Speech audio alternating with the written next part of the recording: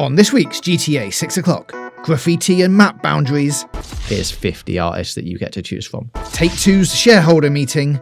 Safe from an official delay announcement until Christmas. Until Christmas. And a cruise ship to nowhere. An abandoned casino cruise ship called Blue Horizon. It's all here on this week's GTA 6 o'clock.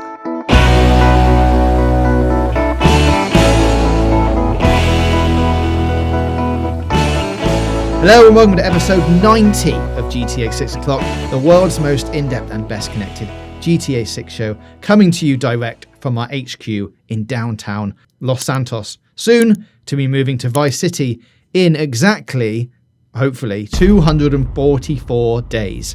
I am your host, James JJ Jarvis, and joining me in the studio to get those packing boxes out is Dan DD Dawkins. Oh, just straining my back from all the lifting. Almost there. Almost there, 244 days. You were telling me just now, Dan, less than 100 days till Christmas. Yeah, 90-something now, as my kids keep telling me. So, get your saving and your Christmas lists ready. In another world, it would have been less than 100 days until the game actually came out.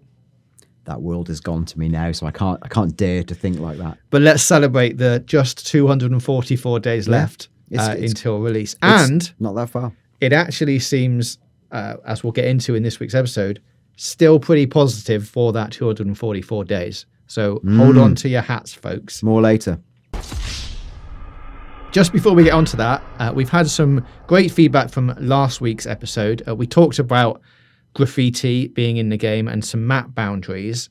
We've got lots of emails and comments from all of you coming in, including CMG Production, who pointed out that the original artist of one of the pieces of graffiti we talked about last week has been found on Instagram. They are called A-Hole Sniffed Glue on Insta. coughing up some that of the glue. That was an unrelated there. cough, but it was probably appropriate. Maybe we'll take that out, Nathan. I don't know. You decide. And they reposted a post from Jacksonville Murals on September the 9th of the image that we featured last week. Now, this obviously cements it being in Jacksonville, which is where we found the image from last week. But it's actually quite an interesting post. The post says, anyone feel like this for Mondays? Today's mural is by artist A-Hole Sniffed Glue for Art Republic Global. Now, Art Republic Global, from their website, are a curatorial, not even sure if that's a word. Curatorial. Is that a word? It's curation in the IL form. Yeah. Curatorial. It's a word that, were you to use, people would raise an eyebrow and go, surely there's a simpler way to say that. Yeah, like creation. Yeah. Or curation. Well, it's a curation platform. Yeah. So it's a curatorial platform that integrates world-class digital art into the architecture of modern life. Our platform enables brands, institutions, and collectors to connect with artists and display their world in public spaces. Some of the services they do is we offer customizable end-to-end solutions that can be scaled to meet client needs. Our team will work with you and determine your objectives and craft a bespoke strategy for artist selection, activation type, delivery, and reporting, ensuring your digital displays remain engaging, relevant, and effective.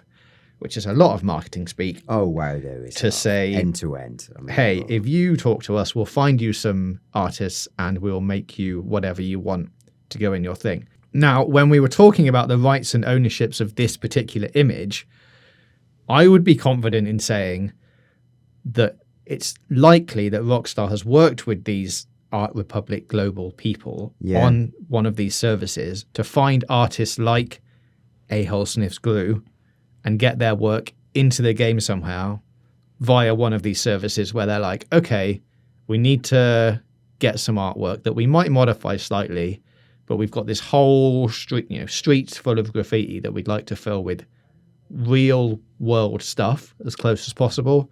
Please do that. Here's some money, I imagine. And then they've come back and gone, here's 50 artists that you get to choose from. Something like that, I imagine could happen. I mean, this is my small town naivety. I didn't know there was such a thing as like an agency that would represent graffiti artists. No. But yes, there is. And this would make sense. And for Rockstar, it's much easier than we said, that weird grey area we talked about last week of Who owns the rights to that? Once a piece of artwork is on a public piece of property, who does that belong to? Like, and again, I'm sure a lawyer could very clearly define that for me. I'm not a lawyer. No. So this would make much more sense to use an agency to solve that for you with their bespoke strategy for end-to-end solutions. Exactly. And like you say, it makes all of those rights issues go away because now it's gone through a company that has done it for you, and you can just assume that everything you've done is above board and legit.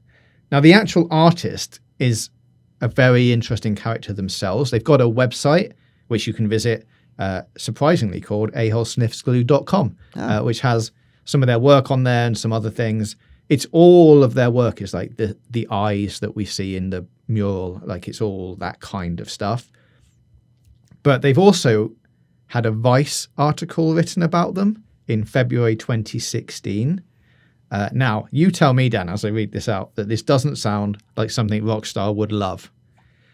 A-Hole Sniffs Glue is a wild Miami character. He oozes a homegrown, street-smart style, overshadowed only by a boozy, brazen cartoons and droopy monochrome eyes he tattoos across the city's face. His personal experience echoes that of many first-generation Cuban Americans. He was raised in Spanish and picked up English, but his body language is Miami through and through. He's fiercely proud of the 305, the good, the bad, and the ratchet. A tourist couldn't ask for a better guide. Wow, the most Vice paragraph ever. That is also the opening paragraph of that article. Boozy, brazen, droopy monochrome. I mean, wonderfully written to whoever wrote that. Well done. But I mean, if you were going in and saying, like, you know, if you're looking for some kind of representative of Miami culture and stuff, and then they went, hey, we found this wild Miami guy who's street smart and stylish and, you know, also very ingrained with the community, you'd go, yes, I want to speak to them, please. Yeah, we talked about this off air, the idea of Rockstar doing their research and really picking out local celebrities or colourful characters. And we said the obvious one was like the Florida Joker we talked about. And we also talked about, I think, the DJ they'd used in one of the images we said looked like someone who was actually famous on the Miami scene. Yeah. So this feels like a continuation of that. Now, this guy's also made a short film called Biscayne World, which is basically a look into Miami characters that he met on a bus during his time when he had to ride a bus, because he used to have a motorbike, and then he was involved in like a hit and run and got hit off his motorbike. His motorbike got written off. Then he had to speak to some of his mates, and they were like, you know what, the bus isn't too bad. And then he rode the bus and went, I mean, it's not great. And then he was like, maybe I'll just film some of the characters that I meet on the bus and make this short film out of it. So you get a really interesting look into the characters that you might meet in like this particular area of Miami, which is, you know, pretty central. This guy grew up in, I might say this wrong, Hialeah. I think that's how you pronounce it, which is just north of Miami Airport. It's quite close to the Wynwood district that we've talked about before, that we've seen in the trailer. But he grew up there, and as part of the article, he said there's mad Cuban culture down there. You don't really know where you're at until later on, and you're like, damn, we grew up poor. But it is what it is. It's cool with all the Cuban coffee smells everywhere, Cuban bread everywhere. Now that I think about it, I don't ever want to live there again. Oh, wow. Okay. But it's like, I think that part of the real life world of Miami, and I assume that part of the map is going to be like so ingrained in Cuban culture, and it's such a tiny microcosm of it. But I think going in there would, like, you'd certainly feel a very different vibe, and that's actually quite exciting. We also last week, Dan, talked about map boundaries, and we've had a couple of comments on this about, you know, when we were talking about how you would stop people going off the edge of the map if it was going to be landlocked, etc., etc. Matt via email has got in touch, said, hi guys, love the podcast, been a huge fan since the beginnings of GTA 5 o'clock, which makes me feel quite old, because that was about 14 years ago or so. He says, following your discussion on map boundaries, I'd be very surprised if Rockstar moved away from what they've always done with GTA games and have the map be one large island. However, if they wanted it to be more geographically accurate and have more land north of the map, like the Table Mountain we discussed last week, They could add an invisible boundary, so if you flew beyond it in-game, your engines would automatically cut out and you'd crash to your death, similar to how the sharks worked in GTA 5. Be interested to hear your thoughts on this and if they'd ever change it for real-life geographical accuracy or they'll just stick to the norm. Now, a few people on YouTube also said similar things, like, what if you did have a big mountain range that you couldn't walk up because it's too steep, and you just cover the top in like really dense clouds, which you don't really, once you get into the dense clouds, you don't really go anywhere. And if you turn around, you pop back out basically where you just entered it. So you don't actually go anywhere, which I think is a reasonable solution. I don't hate that. But I also sort of agree with Matt that we haven't had a GTA game that's not been an island. And it being an island then opens up, okay, what do you do about the sea? But obviously we've seen that before in GTA. Like Darren on YouTube also said, and this is great, you'll love this. What if fuel consumption works? Big tick. Well done, Darren. Wow. But only after you have passed an imaginary line that Rockstar have placed around the map. So whether you're traveling by boat, plane or car, your fuel gauge, big tick, will start to diminish, leaving you stranded. Then after abandoning your vehicle, you're on foot or swimming and you're attacked by wildlife. After you're killed, you respawn back at the nearest point of civilization. I understand that most players will try and stay alive by killing the wildlife, but if you've had limited weapons and ammunition, if you're able to carry those things and the limited stuff is true, you won't be able to do it for too long. And after you've done it a few times, you'll end up giving up and not doing that kind of thing. This theory could work whether you're on land, sea, or out or in the air. I don't mind that either. Like if it is going to be a mass expanse in one direction, you can imagine like driving off into a big desert and then your car conking out, you having to get out, and then suddenly there's like a tiger there. I'm not sure if you get tigers in Florida. Mountain lion, let's say that, because you get them. And he just mauls you to death and then you're back in the hospital. Also good. That's more fun. I don't think that will happen, but I think it's really fun. I agree with what you'd said. I think actually the most probable is the thing they've done before, where they just make it an island. But the cloud idea is actually really good because you'd effectively be creating the sea in the sky, aka clouds, where as far as the eye can, extend, it's the same. If the cloud is so dense, and that's kind of what the sea does. The sea goes to an infinite horizon, so you lose that sense of progress. And cloud would do the same. If you pushed yourself up to a verticality where it was just cloud, the game can almost like it's done previously, effectively push you backwards without you feeling like, hey, that's a cheat. I was clearly heading north. So that's also quite a good solution, I think. Though I guess it's got the extra difficulty of having to make a very large perimeter of unscalable cliff faces and stuff. Yeah, but, I guess it doesn't have to be that. But with modern tools, you probably just, you effectively like AI spray a few too steep to pass Pretty sure mountains. that's how game development works, yeah. Well, that's how I'd attempt to do it. Like that's why I get fired on day one. I'm just going to spray in the mountain range. Where's the spray can of mountains? I just want to do that. Done. I finished it now, all 100 kilometers of perimeter. So I think the sea is the most likely solution. I do like the cloud one. I think that could work. I can see that working. The other one is fantastical fun, but it's quite fantastical. Yeah. Oh, I guess it's a mixture of the two, and you do have a island map, but if you're flying too high, some clouds appear and then your engines conk out, you fall into the sea, get eaten by sharks. Or a mountain lion, as you said. So it's an undersea mountain lion. Yeah, one of those undersea mountain lions, otherwise known as sharks.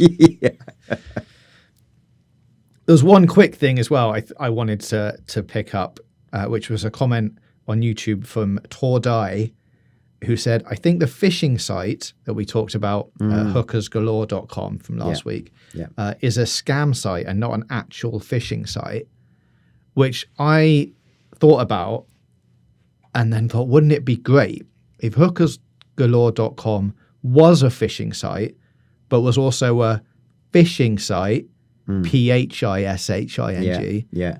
So you went onto Hookers Galore, I guess, expecting it to be some kind of ladies, it actually turns out to be like bait and tackle for fishing. But then when you try and buy it, it's actually a phishing site, which is like scams all your money off you anyway. Wow, it's multi-layered. I love it. It's multi-layered. I feel like it's one layer too far. No, I think it needs an extra layer. I like it, but it's layered, and in a way that I think Rockstar stuff often isn't that layered. So I think it's more likely to be, it's hookers galore. You think it's that? It's fish, not fishing. Fine. But it's fun. It's fun, and Rockstar, you have the power to prove me wrong. Yes, please. Making it a triple layered meta puzzle. Right then, let's move on to Take-Two's yearly shareholder meeting, which took place on Wednesday, the 18th of September. It's their annual report. Now, you wrote about this a little bit in the newsletter that came out last week, but we haven't managed to discuss it on the show. And there's some new stuff in here, actually, that wasn't in the newsletter because the transcript wasn't out at the time. So we can actually go over it. So tell me about this then, Dan. Last week, Take-Two held their annual shareholder meeting where the subject of GTA 6 was actually addressed. Yeah, so Take-Two have their quarterly, not investor meeting, their quarterly earnings report meetings, right? That's separate to this. Yes. So this is the annual shareholder meeting. In theory, shareholders submit questions in advance.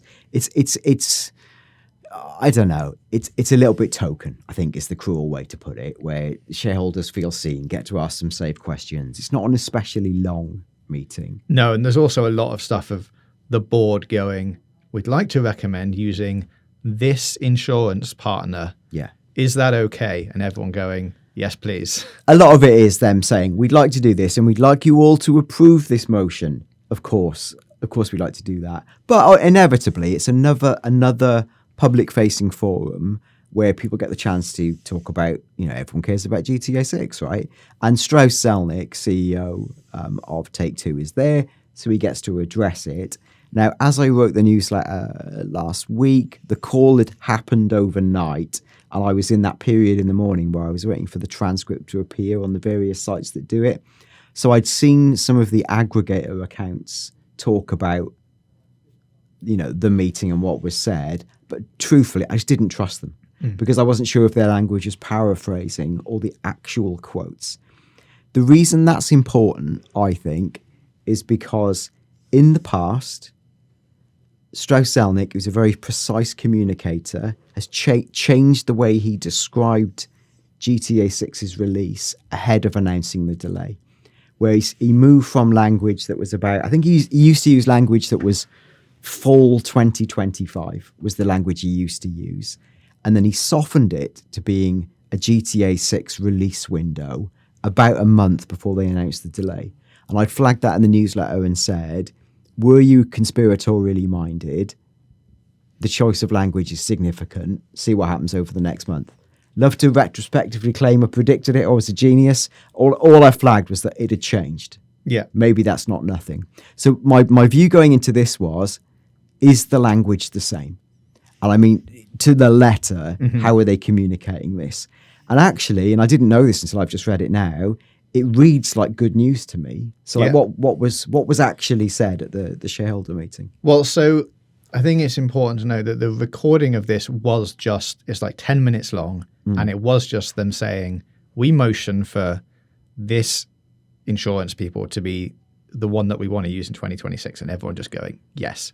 Yeah. So these quotes come from the documentation that was released by Take-Two. So this is written down on paperwork and pertains to GTA 6, which is actually mentioned twice. So in the transcripts and the reports that we get, we've got them saying, Rockstar Games continue to invest in the franchise and announced that Grand Theft Auto 6, which was expected to launch in fall of calendar 2025, is now planned for release on May 26th, 2026, during our fiscal year 2027. The label released its first trailer for the title in December 2023 and the second in May 2025, and will share more details in the future. So that's a reiteration of the release date there. And then in a separate bit of that documentation under content release highlights. It says during fiscal year 2025, 2K released NBA 2K25, Top Spin 2K25, Sid Meier's Civilization 7, PGA Tour 2K25, and WWE 2K25. And Zynga released Game of Thrones Legends. Rockstar plans to release Grand Theft Auto 6 on May the 26th, 2026. So all in all, two very clear statements reiterating the date. And like you say, we've seen it before that if they're going to change any language, this could be the time to just delete May 26th and just say Rockstar plans to release Grand Theft Auto 6 in 2026. And I don't think a lot of people would have read too much into that, because you would have gone, yeah, they do plan to release it then. But removing that date might have been significant. It also might not have been. But the fact that it's still in here, positive news, right? I think it's really good news, because they softened it the time they delayed it. And then that's what you would do. You would start to change, you sort of move the Overton window for how you describe it. This is now, it's just really precise. They're locking in at May 26, 2026. It doesn't mean it can't be delayed. No. Right? Of course it could be delayed. And in the previous time it was delayed, and I remember, Rockstar, ex-Rockstar person and commentator Obi Vermage, who's been mentioned on the podcast a few times, before the delay was announced, he'd said on his social accounts, Rockstar would normally make this sort of delay or go decision about 5 months before. And he'd said May could be a good time to do that. Probably they made that decision more likely, given that the actual delay was announced and the trailer came out there. They probably made the decision when the language was being softened in early April or maybe even late March. But if so you go 6 months, 6 months before May 2026, probably December time. January. Which is when they delayed 5 for the second time. For the similar window-ish, yes. Maybe. We'll never know, because it was never dated 5 in the same way. But it would be the same thing. So we're probably now safe until that time. Safe from an official delay announcement until Christmas. Until Christmas. And I think we'll continue along this track of accuracy and hope or delusion until probably the tail end of the year. And then if there is bad news to deliver, I guess we would expect it around that time. Yeah, which, as you say, very similar to what happened with 5. So I think we'd get through Christmas. As I've said, I expect Christmas screenshots. Thank you very much, Rockstar. Lovely Christmas present. With no other information, just like, hey, the game's still coming. Here's some screenshots. And then as we saw with 5, if history is going to repeat itself, which it rarely has done during this campaign, but if it did, January was the time that we got the delay announcement of GTA 5. It would make sense that if you're going to get an official announcement, we're not going to hear about it until January, because that would be 5 to 6 months out from launch, giving them a bit more time. And then I guess following a similar window, delay it till September, which is when GTA 5 eventually came out. Let's see. And I think this but also don't delay it. No, don't delay it. And I think this is good news. I see this as only good news. It doesn't mean it can't be delayed. We had a bit of chit chat last week about the sort of pundit commentator Tom Henderson had said on a chat with his sort of friends and colleagues on his podcast, I've got a feeling, it was all a bit vibey. Could be delayed till October. But he said himself, I can't stand this up or verify it, right? So a lot of people took what he said and got a bit spooked. Or did it just to create content for the sake of it? Yeah. And I see poor old Tom Henderson got blamed for God of War going to Egypt this week. Because he'd said something about it. And I saw him under a post, right, I did not say this. Great. So that's the danger of being someone who's had things right in the past. Yeah. I mean, and to counterbalance that, I have a feeling that it's going to come out on May 26, 2026. So there you go. They're right that, folks. Put that on the internet. So far, pretty confident it's still coming. Yeah, as am I. I also believe at this point in time that it's coming out at the date they said it will. But it doesn't mean it won't. You just can't. You just don't know. Of course. But can we get to 200 episodes if they do delay it down? That's the big question. Because we're 10 away from 100, which is sort of insane. Yeah, let's cross that centennial bridge as we get to it. 2 trailers, 100 episodes, which, you know, by those maths, we'd have to get to 150 before we got trailer 3. That's not going to happen, fans. Although, is it? I'd have to do some maths. When would episode 150 be? What's 50 weeks from now? No, that's like a year. That's not going to happen. Nope. No. We're Okay, safe. good. Safe. Good. We won't get to 150 before we get trailer 3. We've been going so long, we've forgotten how maths works.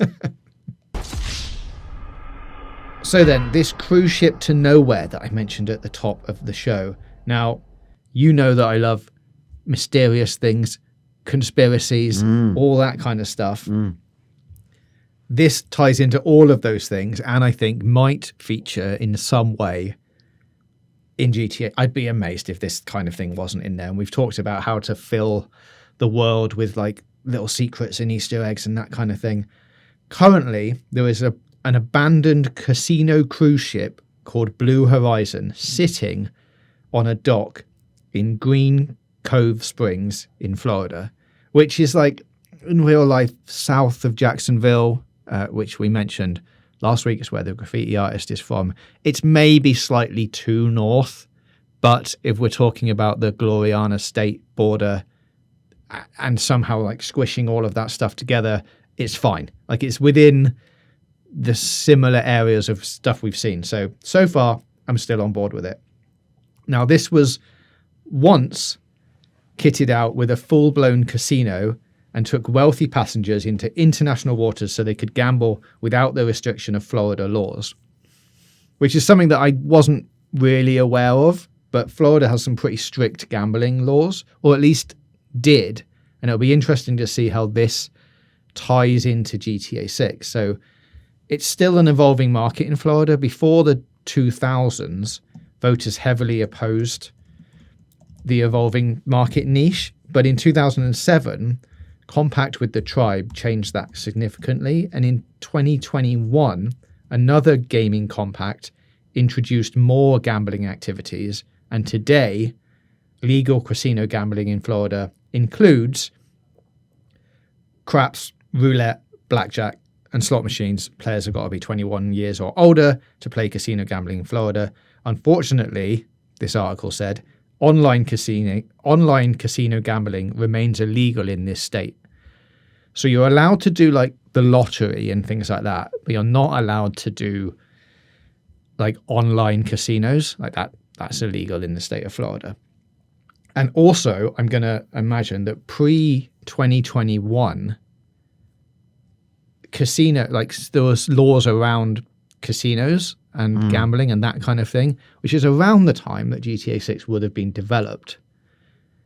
So now it might be legal, but would that kind of thing stop them putting casinos as we know them into Vice City? Probably not, because it's a video game and they can do what they want and just pretend those laws don't exist, I'd wager.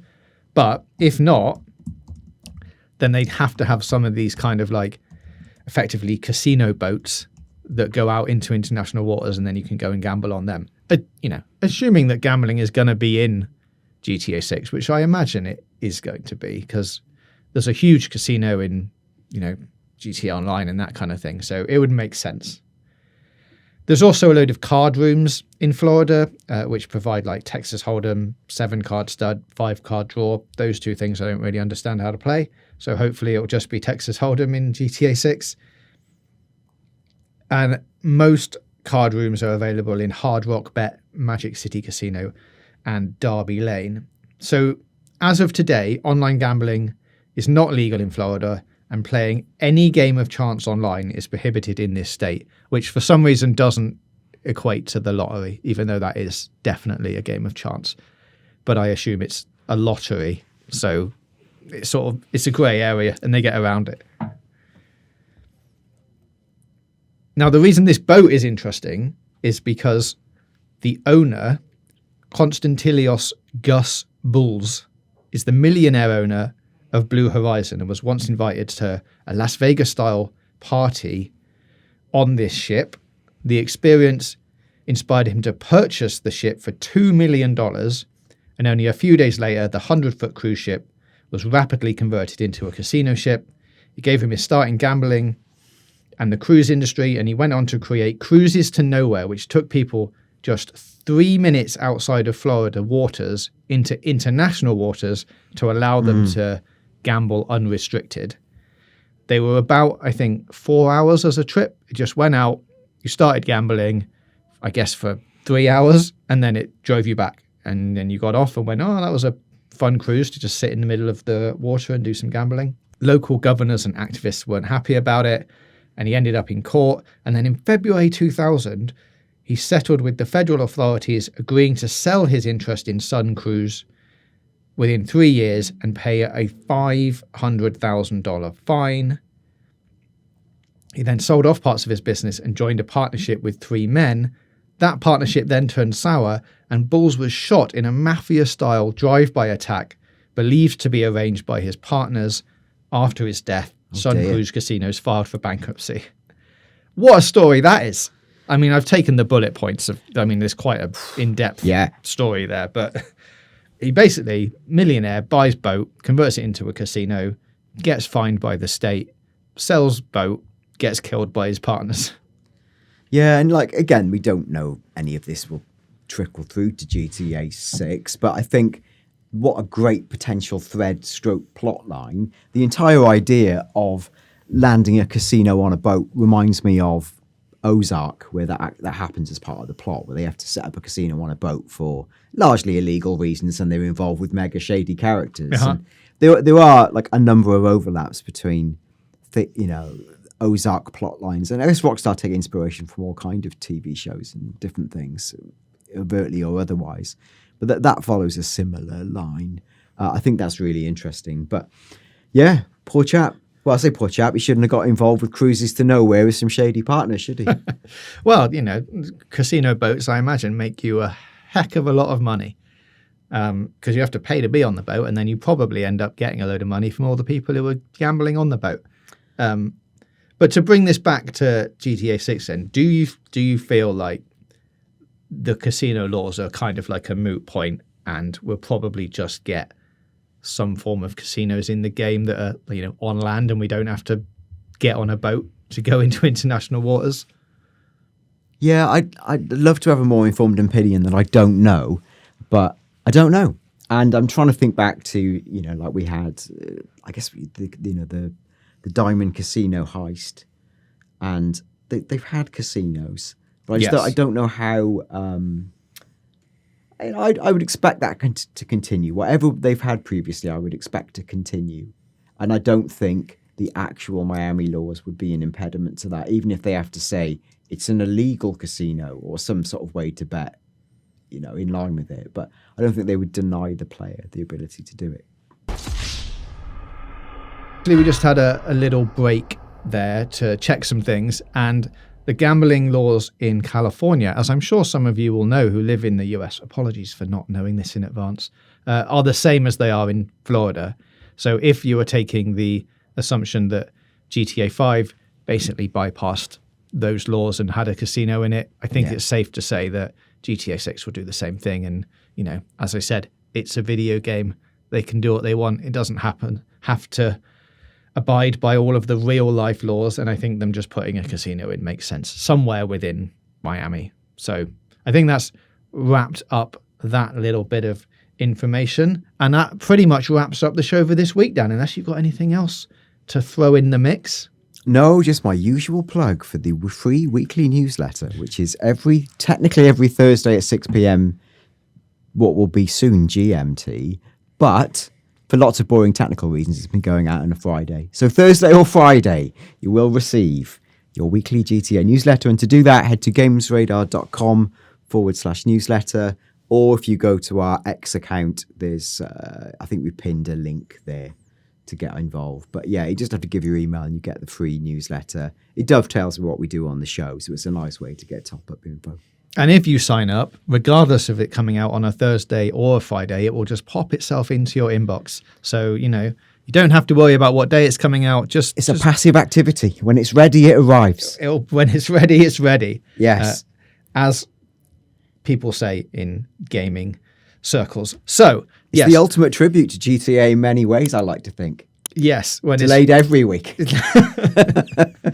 Great. Constantly not quite sure when it's going to come out until it comes out. Yes. And then there you are. Well, yes, please sign up for the newsletter. If you've got anything to say about this week's episode and you're listening or watching on YouTube, please put it in the comments below. Submit your emails to us at gtavioclock@gmail.com, or you can get in touch on Twitter, gtavoclock. Thank you for all your comments last week and for watching along this week. Not long to go now, as we said, as we hurtle towards episode 100. Maybe we'll do something special. If you've got any thoughts about what to do for episode 100, please put that in the comments as well. And we'll be back next week for another episode of GTA 6 o'clock.